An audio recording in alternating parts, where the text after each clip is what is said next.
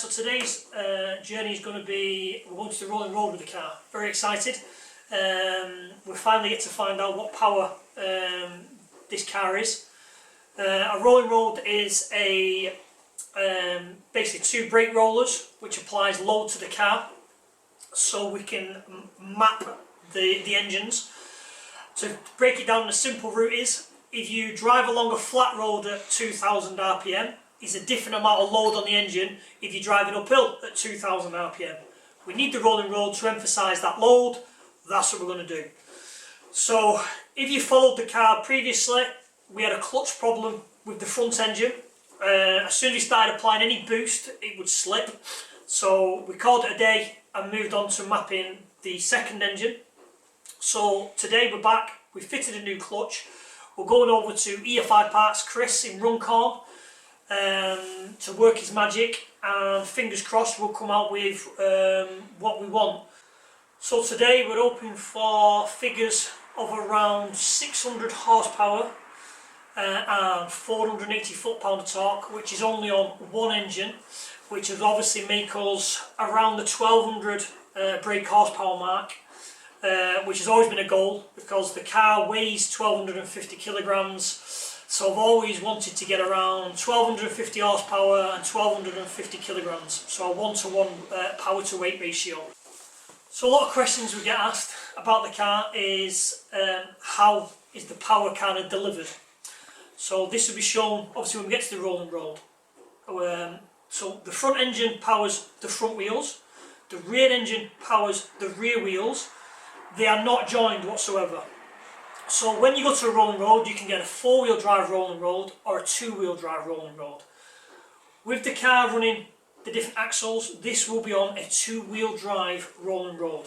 So we will solely map the front engine today. And now on a later video we are hoping to put it on a 4-wheel drive dyno and see what power figures you lose, whether it is the official 1200 horsepower. We'll get in a later video.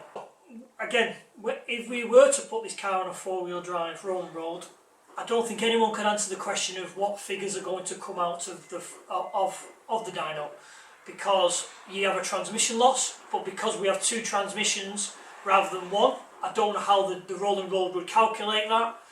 There's other little factors which can come into it, because we can have different wheel speeds. There's many factors.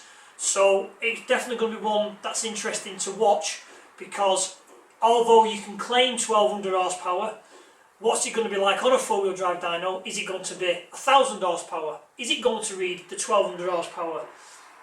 I don't think there's a person who's tried it, so who knows. So today's going to be focused on the front engine, which for some strange reason, I don't know why, has always been the problematic one of the two. Every time we have a failure, whether that be a stem seal, a turbo, a clutch, a gasket, it's always the front engine, which you would have thought wouldn't have happened because technically that's where it's supposed to be. So I'm a bit nervous, obviously, because we had a failure last time. But fingers crossed, we've double checked, triple checked. It did run off boost last time perfectly, so we should get where we need to be today and get the final figures. So we're in Manchester, EFI's in Runcorn. We're going to start loading up the trailer and getting our way over there and ready to hit the dyno. Keep tuned.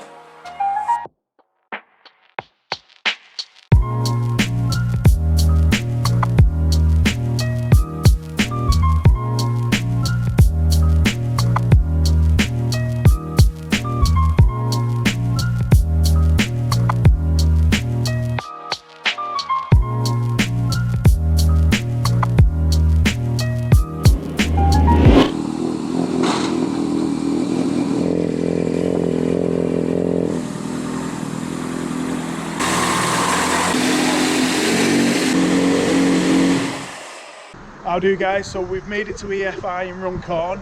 We've unloaded the Corsa and it's basically ready to go with the mapping on the front engine.